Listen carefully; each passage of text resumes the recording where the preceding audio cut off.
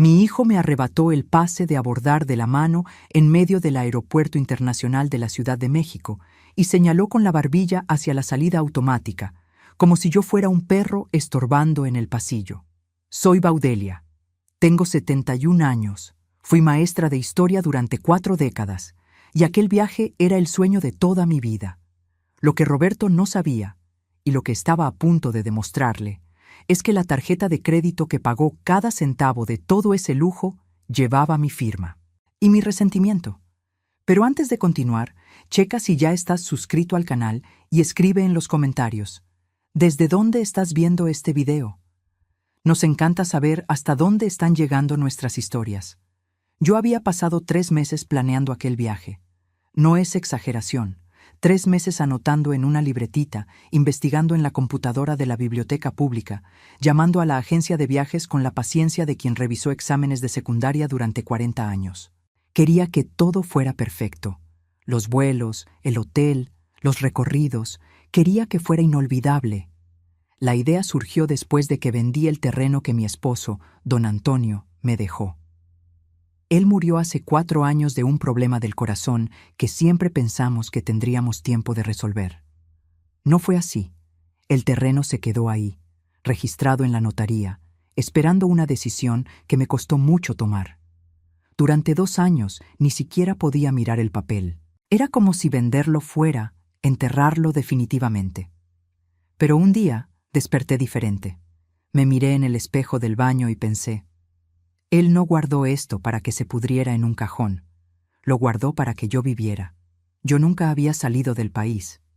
En 40 años de salón de clases, enseñé sobre la Revolución Francesa, sobre Napoleón, sobre la Torre Eiffel y el río Sena, como si los conociera de cerca, usando esa voz de maestra que hace que hasta el alumno más distraído levante la cabeza.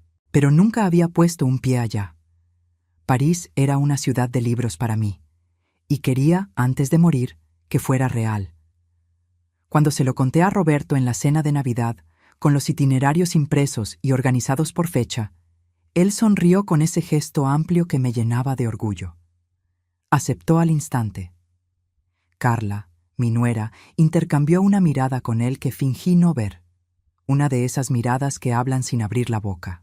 Pero yo estaba demasiado feliz para preocuparme por eso. Pagué todo a mi nombre. Boletos en clase Premier, hotel con vista a las Tullerías, cena en un barco por el Sena, la tarjeta negra del banco, esa que me ofrecieron tras décadas de ahorrar con ellos. La pasé sin parpadear.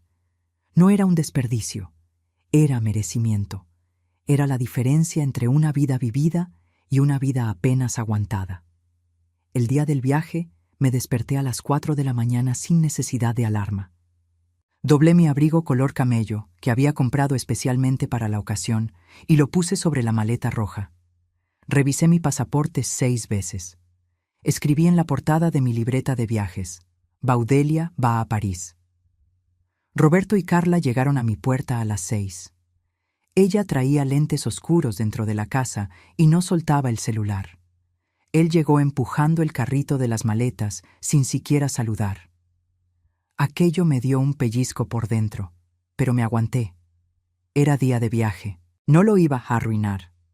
En el aeropuerto el mundo me pareció maravilloso. El ruido de las ruedas de las maletas sobre el piso pulido, los anuncios en idiomas que apenas entendía, el olor a café caro mezclado con perfume de duty free, todo aquello gritaba que estaba viva, que ese momento era real. Me quedé mirando los letreros de las aerolíneas con una sonrisa que no podía ocultar. Fue en la fila de documentación donde todo se derrumbó. Roberto se giró hacia mí con una expresión que nunca le había visto. No era impaciencia. Esa la conocía bien. Era otra cosa. Era una determinación fría. Extendió la mano y me pidió mi pase de abordar. Pensé que me iba a ayudar en el mostrador, como hacía a veces cuando creía que yo no podía sola. Se lo entregué sin pensar. Él se guardó el papel en el bolsillo interno del saco. Cuando le pregunté qué estaba haciendo, bajó la voz y dijo las palabras que se grabaron en mi memoria como fierro ardiente en madera blanda. Dijo que yo no iba a París, que me cansaría en 2 horas, que sería una carga, que él y Carla querían disfrutar. Era casi una segunda luna de miel, dijo, con esa brutalidad de quien cree que la crueldad es más aceptable cuando se susurra. Y entonces me empujó levemente fuera de la fila y me dijo que tomara un taxi y me regresara a la casa a cuidar a los gatos. Los gatos. Me cambió por 2 gatos que ni siquiera eran míos. Me quedé parada en medio de la terminal, con el bolso apretado contra el pecho y el corazón hecho pedazos. La gente pasaba esquivándome como si fuera un bache en el camino. Vi a mi nuera soltar una risita y decir que París estaba muy sucio y lleno de gente, que me estaban haciendo un favor. Vi a Roberto agarrar mis maletas, incluida la maleta roja con mis mejores vestidos, y caminar hacia el mostrador sin mirar atrás. Me desechó. Me borró del plan como quien borra un error de cálculo. Por un minuto, solo por un minuto, estuve tentada a obedecer. Tomar el taxi, volver a casa, sentarme en el sofá viejo y llorar mientras ellos brindaban con champaña en el avión. Sería fácil. Sería la Baudelia de siempre, la madre abnegada, la abuela invisible, la mujer que pide perdón por existir. Pero entonces, mi mano derecha, casi por instinto, tocó la cartera dentro de la bolsa, y mis dedos encontraron el plástico frío de la tarjeta negra. Y recordé algo muy importante. Yo lo había pagado todo. Existe una diferencia entre llorar de dolor y llorar de coraje. El dolor te dobla, el coraje te endereza. Mientras seguía parada en ese pasillo del aeropuerto, viendo las lágrimas resbalar por mi barbilla, sentía ambas cosas al mismo tiempo. El dolor era por el hijo que había criado, el niño al que enseñé a caminar, al que saqué de la casa a las 3 de la mañana con fiebre altísima hacia urgencias, al que le pagué la carrera dando clases particulares los fines de semana.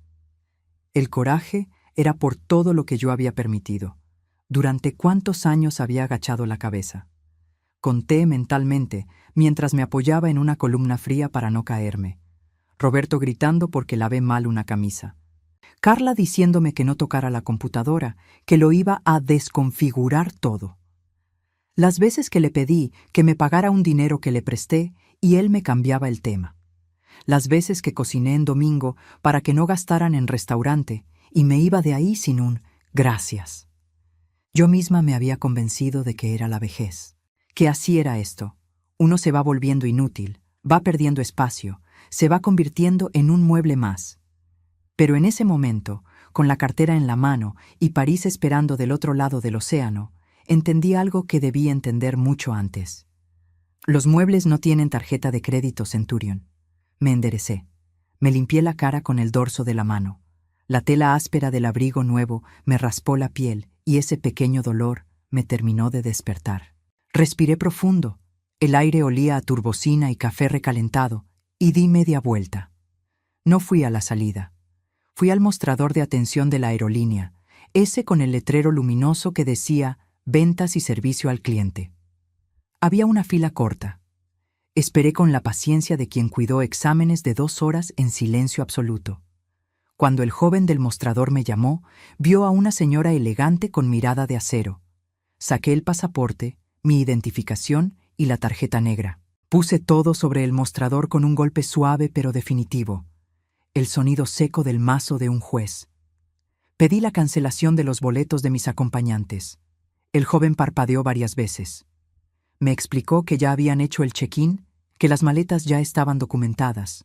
Le expliqué, con mi voz de maestra, esa que silenciaba a 50 adolescentes con una frase, que yo era la titular del pago y que quería la cancelación inmediata, que cuando los códigos fueran escaneados en la puerta de abordaje, la máquina sonara en rojo. Él procesó todo. Imprimió un documento. Me pidió mi firma. Firmé con el pulso firme. La B de Baudelia nunca se había visto tan grande y orgullosa. Mientras la tinta se secaba en el papel, sentí como si 100 kilos se hubieran quitado de mis hombros. No era peso de maletas.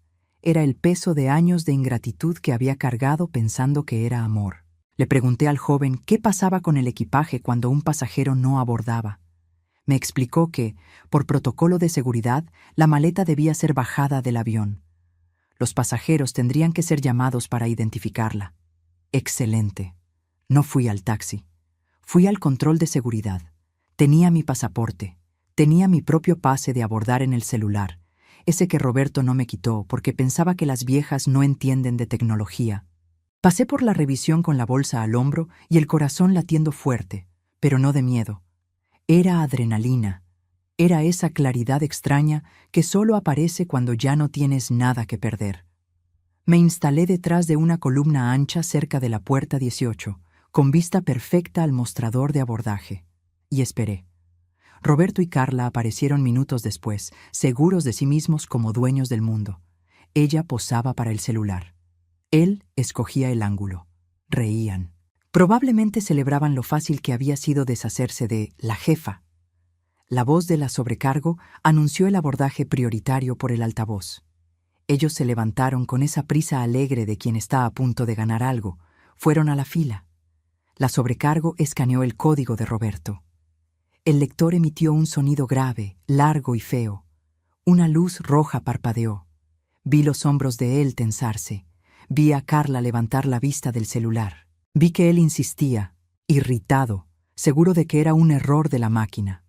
Nuevo escaneo. Nueva luz roja. La sobrecargo empezó a teclear en la computadora con expresión seria. Yo no sonreí.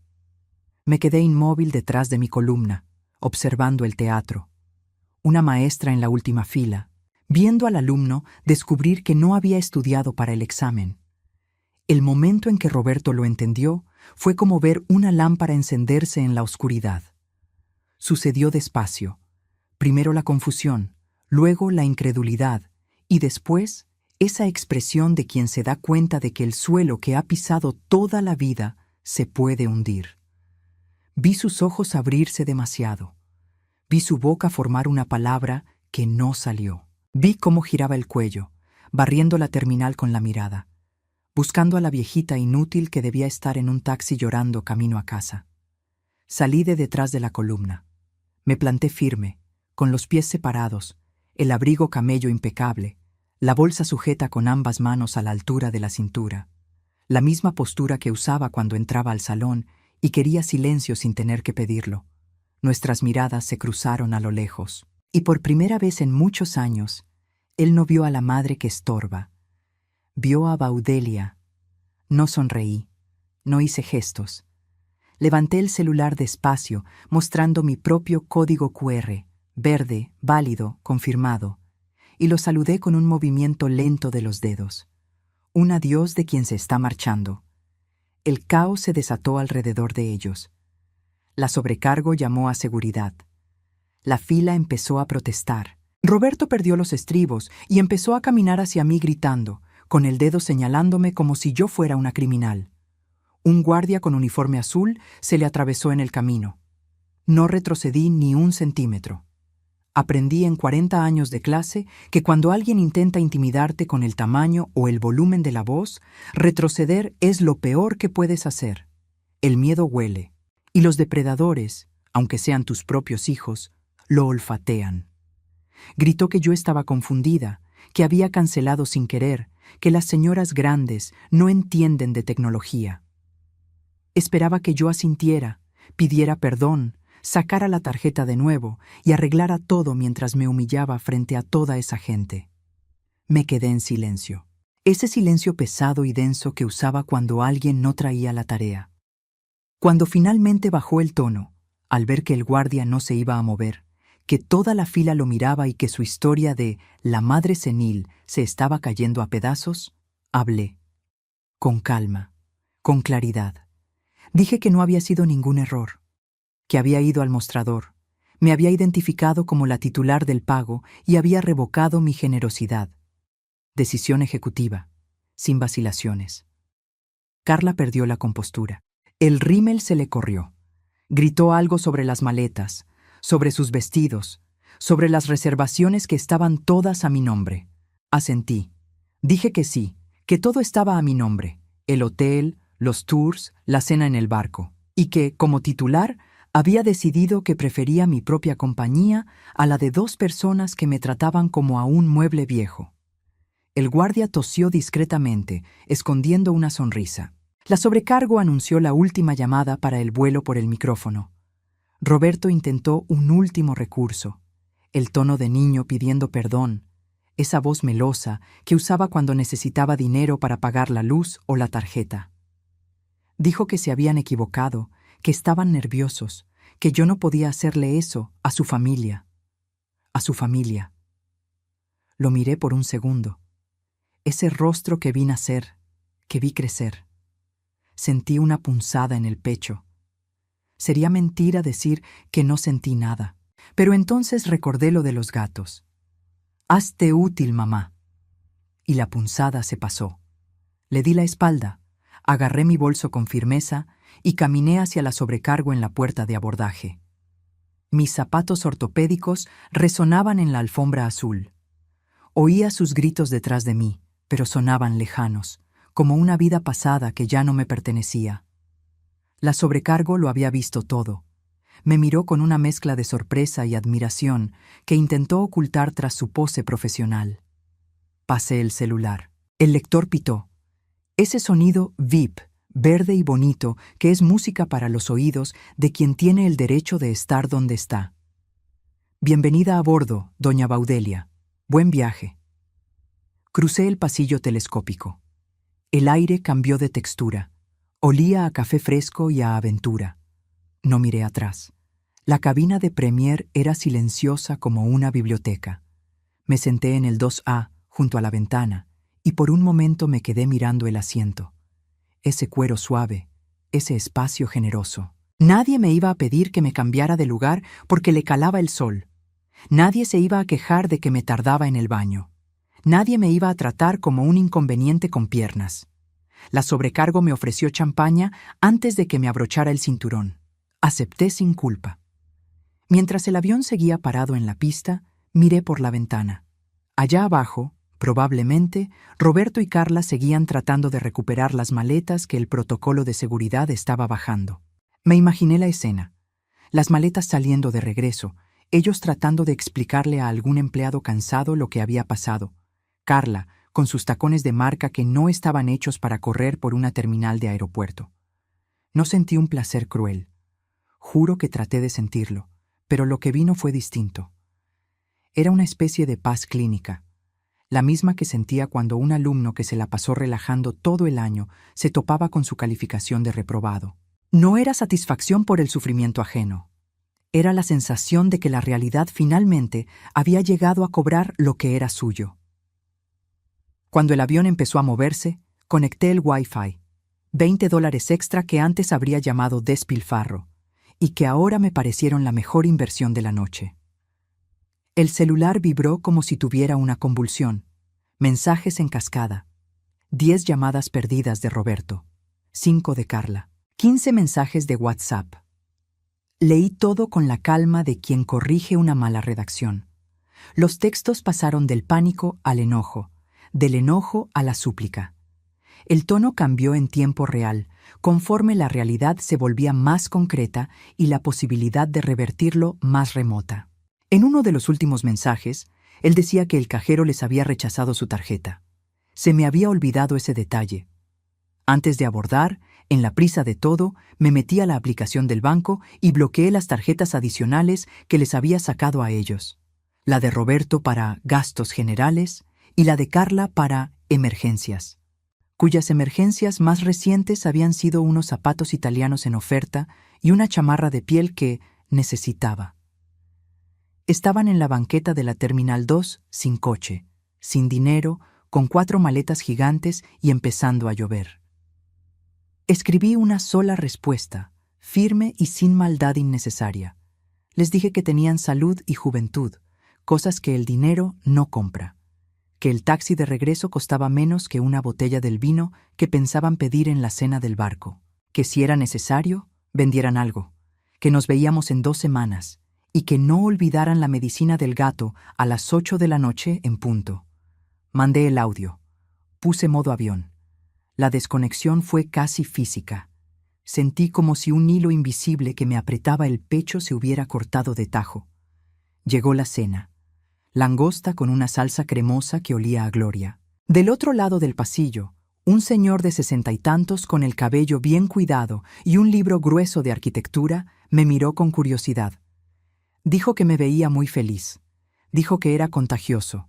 Me presenté como Baudelia, viajera, no maestra, no mamá, no viuda, viajera. La palabra se quedó en mi paladar como un dulce fino. Comí con un hambre que no sentía hace mucho. Con cada bocado pensaba, esto es mío. No es lo que sobró. No es lo que quedó al fondo de la olla después de que todos se sirvieron. Es mío, elegido por mí, disfrutado sin prisas y sin culpas. Cuando terminé, recliné el asiento hasta que se hizo cama. La sobrecargo me trajo un edredón y una almohada de plumas. Me quité los zapatos y estiré los dedos de los pies. Cerré los ojos, pero no para dormir, sino para imaginar París. Me vi bajando del avión sola. Me vi en un taxi dando la dirección del hotel. Me vi entrando al cuarto con vista a las Tullerías. Y por primera vez en muchos años, en ninguna escena de esa película había alguien diciéndome qué hacer, qué no hacer, o de qué era capaz o no de aguantar. Dormí 8 horas seguidas, sin gatos maullando y sin hijos ingratos. París no olía a perfume caro como me lo había imaginado. Olía a lluvia reciente sobre piedras viejas y a pan caliente. Un olor honesto que me llenó los pulmones en cuanto me bajé del taxi frente al hotel. El chofer, un señor de bigote canoso que casi no hablaba español, me abrió la puerta con una reverencia que mi hijo no me hizo ni el día de su boda. «Bienvenue, madame», dijo, ayudándome a bajar con cuidado, pero sin tratarme como si fuera de cristal. «Madame, no abuela, no jefa, no señora grande». Entré al lobby del hotel con paso firme. Candiles de cristal sobre piso de mármol. El fantasma de la Baudelia insegura intentó susurrarme que yo no pertenecía a un lugar así, pero lo espanté tocando la tarjeta negra en mi bolsillo. Yo había pagado por esto. Yo pertenecía. El recepcionista ni pestañeó cuando llegué sin maletas. Cuando le expliqué, en mi inglés pausado y básico, que la aerolínea había tenido un problema logístico con mi equipaje, me ofreció un kit de limpieza de lujo y una copa de vino de cortesía. Subí al cuarto. Era hermoso. Cortinas de terciopelo. La ventana con vista a las Tullerías. Me acerqué al vidrio y miré hacia afuera. Era esa ciudad. La ciudad de los libros que había cargado en la cabeza durante 40 años. Real, mojada por la lluvia, iluminada por la mañana de otoño. Me quedé ahí parada un buen rato, sin poder moverme. Luego me senté en la orilla de la cama y lloré. Pero esta vez fue un llanto distinto. No de humillación ni de coraje. Fue un llanto de desahogo, de esos que uno trae guardados tanto tiempo que cuando salen no hay cómo pararlos. Lloré por mi esposo, que había juntado ese dinero para que yo fuera libre y que no estaba ahí para verlo. Lloré por los años de servidumbre disfrazada de amor materno. Lloré por la mujer que había dejado ir desapareciendo, poco a poco, como pintura vieja que se descascara en una pared. Cuando terminé, me limpié la cara con la toalla de algodón egipcio del hotel. Dormí 1 hora más. Desperté con hambre. Bajé a desayunar y me comí un croissant que se deshacía en la boca como si nunca hubiera existido algo llamado culpa. Después salí por la puerta giratoria hacia las Galeries Lafayette. Entrar a ese lugar fue como entrar a un templo, pero en lugar de santos había maniquíes con seda y lana fina. Una vendedora se acercó con esa sonrisa profesional que no pide permiso ni perdón. Yo, que toda la vida me había ido directo a los estantes de rebajas, la ropa beige y gris que nos vuelve invisibles, la ropa apropiada para mi edad, según los demás. Hoy no. Pedí un vestido, azul rey, no gris. Me probé cosas que Carla habría dicho que eran ridículas para mi edad. Una mascada de seda con estampado geométrico, unos zapatos de piel suave con un taconcito, un abrigo rojo. Me miré en el espejo del probador. Vi a una mujer con arrugas y cabello blanco, cuyos ojos tenían una picardía juvenil que no reconocía. Era guapa, no a pesar de su edad, sino con ella, por todo lo que esas marcas representaban. Pasé la tarjeta sin remordimientos. Salí de la tienda con bolsas en los brazos, sintiendo el peso delicioso de mi propia elección. Caminé hasta el río Sena. Me senté en una banca de madera a la orilla del agua y me quedé viendo pasar los barcos turísticos. Una joven a mi lado leía un libro. Me sonrió y empezó a platicar. Primero en francés, luego mezclando inglés, luego con señas. Se llamaba Sophie. Cuando le dije, en resumen, que me había escapado de una vida demasiado pequeña para mí, dijo que me veía muy valiente. Valiente. Saboreé la palabra como la langosta de la noche anterior. No siempre lo fui, respondí. A veces la valentía es lo único que te queda cuando te quitan todo lo demás. Esa tarde subí a la Torre Eiffel. Pagué el elevador hasta arriba. Nada de hacer fila en las escaleras. ¡Qué tontería! Mientras París se iba haciendo chiquito allá abajo, pensé en mi esposo. Él había guardado ese dinero para nuestra vejez. Siempre decía que viajaríamos cuando los hijos crecieran, cuando la vida se calmara. La vida no nos esperó. Mira, viejo, susurré al viento frío de las alturas. Ya llegamos. Sentí una paz que no sabía describir. La culpa de madre, esa cadena invisible que me amarraba, se disolvió en la altitud. Roberto era un adulto. Si se caía, tendría que levantarse solo. Yo ya no era el colchón de nadie. Era Baudelia, la maestra de historia que finalmente estaba viviendo la suya. Los días que siguieron fueron de una ligereza que había olvidado que existía. Aprendí a usar el metro de París con la aplicación del celular y un mapa de papel doblado en el bolsillo. Combinación invencible. Me perdí 2 veces y me encontré 3. Comí quesos que olían fuerte y bebí vino en la comida sin sentir que tenía que pedir permiso. Visité el Museo del Louvre sola y me quedé frente a la Venus de Milo todo el tiempo que quise, sin nadie diciéndome que estaba retrasando al grupo. Cada noche, antes de dormir, escribía en mi libretita. Pero no era un diario de viaje, era un plan de vida. Fui llenando las páginas con una claridad que solo llega cuando uno finalmente deja de vivir bajo el guión de los demás. Decidí vender la casa grande donde vivía con Roberto y Carla, esa que se había vuelto una cárcel de comodidad, donde yo cocinaba y limpiaba en silencio mientras ellos veían series. Compraría un departamento pequeño, práctico, cerca del centro cultural, donde daban clases de pintura que nunca me había dado el lujo de tomar. El dinero que sobrara, y sobraría mucho, se convertiría en un fondo de viajes. Intocable, sagrado, y los límites. Roberto y Carla serían bienvenidos en mi vida con cita previa y buena educación. No más ropa lavada gratis. No más préstamos que se volvían donaciones. No más disculpas por existir. Era mi constitución. Mi declaración de independencia personal. En la penúltima noche, sentada en el restaurante del hotel para cenar, pasó algo pequeño que se me quedó grabado. El mesero trajo la cuenta junto con una cajita de chocolates. Cortesía de la casa, dijo, porque la energía de la madame había sido inspiradora para todo el equipo durante la semana. Dejé una propina generosa y salí a la banqueta. La Torre Eiffel estaba iluminada a lo lejos, brillando como diamantes contra el cielo negro. Me quedé ahí parada mirándola, con mi abrigo rojo nuevo y los pies cansados de tanto caminar. Un cansancio del bueno, de quien usó el cuerpo para algo que valió la pena. Pensé en el momento en que el avión aterrizara de vuelta en México.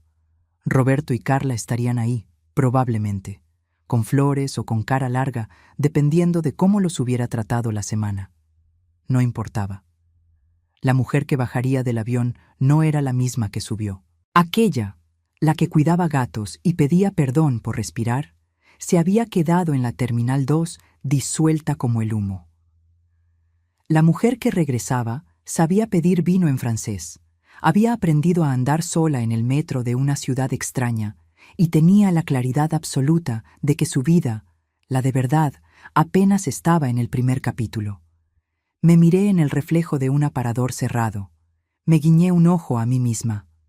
Bien hecho, maestra, pensé. Clase dada.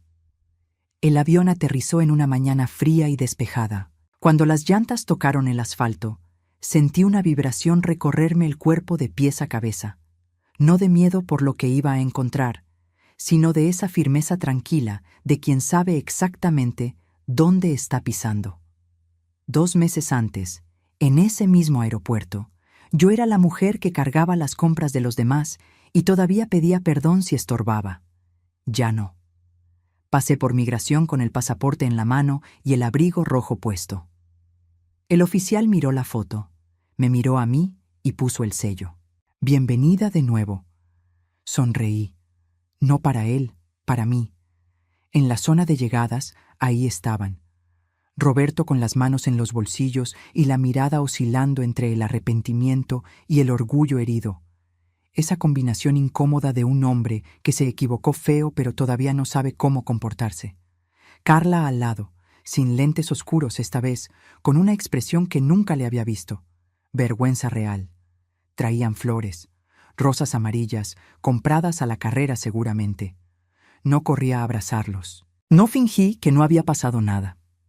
Caminé hacia ellos a mi propio ritmo, con mis bolsas de París en el brazo y los pies firmes en el suelo. Roberto empezó a hablar antes de que yo llegara. Un discurso atropellado, mitad disculpa, mitad justificación. Todo mezclado de esa forma confusa de quien pasó una semana ensayando y a la hora de la hora se trabó. Carla se quedó callada, mirando al piso, que era lo máximo que podía esperar de ella por ahora. Dejé que terminara. Después hablé despacio, sin enojo. El enojo me lo había gastado en las alturas, mirando París desde la Torre Eiffel. Lo que quedaba no era rencor, era claridad. Les dije que los amaba, que siempre los iba a amar, porque el amor de madre no tiene interruptor, pero que amor no significa servidumbre, que me había pasado años borrándome poco a poco, convencida de que era el curso natural de las cosas, hasta el día en que él me arrebató el pase de abordar y señaló la salida como si yo fuera un perro estorbando en el pasillo. Se lo dije mirándolo a los ojos, sin parpadear. Vi el momento en que lo entendió. De verdad, no de dientes para afuera, lo mucho que aquello había pesado. Vi cómo se le iba el color de la cara y regresaba diferente, más suave. Vi a Carla parpadear varias veces para contener algo que no estaba acostumbrada a dejar salir. Yo no necesitaba sus lágrimas, no necesitaba drama, necesitaba que entendieran que las reglas habían cambiado y que si querían ser parte de mi vida de ahora en adelante, sería bajo condiciones de respeto, no de favor, no de lástima, no de tolerancia condescendiente, sino de respeto. Tomé las flores de sus manos, no porque todo estuviera resuelto. Esas cosas no se resuelven en un aeropuerto, sino porque era un paso, y los pasos importan. En el coche, camino a la casa, nadie habló mucho. Yo miraba por la ventana viendo la ciudad pasar, tan familiar, tan mía, e iba pensando en los departamentos que iba a visitar la semana siguiente, en las clases de pintura que ya había buscado, en el boleto para Lisboa que había visto en la aplicación a buen precio. La vida afuera seguía como siempre, coches, semáforos, gente corriendo. Pero dentro de mí algo se había movido de lugar de forma permanente, como cuando mueves un mueble pesado que estuvo pegado a la pared tanto tiempo que la pared se queda marcada. La marca se queda, pero el mueble ya no tiene que estar ahí. En la casa, los gatos vinieron a olerme. Sombra se me subió al regazo. Misu, el malhumorado, pasó cerca sin detenerse, lo que para él era un cariño. Fui al cuarto, puse la bolsa sobre la cama y abrí mi libretita en la última página escrita. Baudelia va a París. Estaba ahí, con mi letra de maestra, en la contraportada. Abrí una hoja nueva y escribí una línea más. Baudelia regresó, pero no regresó para quedarse quieta. Cerré el cuaderno. Miré el techo del cuarto que iba a vender. Oí a Roberto y a Carla en la cocina preparando la cena. Ellos, esta vez, sin que yo se los pidiera. Las cosas pequeñas cambian despacio, pero cambian. Saqué el celular y abrí la aplicación de vuelos. Lisboa parpadeaba en la pantalla con una oferta que acababa a medianoche. Le di a comprar. La Baudelia de antes se habría quedado mirando esa pantalla por horas, inventando razones para no ir. ¿Y si pasa algo? ¿Y si me pierdo? ¿Y si me necesitan? La Baudelia de ahora pasó la tarjeta negra con un toque del dedo y se fue a bañar. Porque la vida, descubrí, no espera a que terminemos de tener miedo para empezar a suceder. La vida es el avión despegando mientras todavía estás temblando en el asiento. Es la luz verde en el escáner cuando todos pensaban que iba a ser roja. Es la champaña fría servida por alguien que te llama Madame sin conocer tu historia, pero viéndote de verdad. Tengo 71 años. Fui maestra de historia durante 4 décadas. Y la historia más importante que he enseñado es esta. La mía propia, empezada desde cero una tarde en el aeropuerto, con un abrigo camello que cambié por uno rojo. Clase terminada. Próximo viaje, Lisboa. Ahora, si te gustó esta historia, haz clic en suscribirte. Y dime en los comentarios, ¿qué parte te dejó con la boca abierta? Y no olvides hacerte miembro para tener acceso a videos exclusivos que no subo aquí. Te espero allá. ¿Te gustaría que redactara una secuela de esta historia o prefieres que adapte otro relato para ti?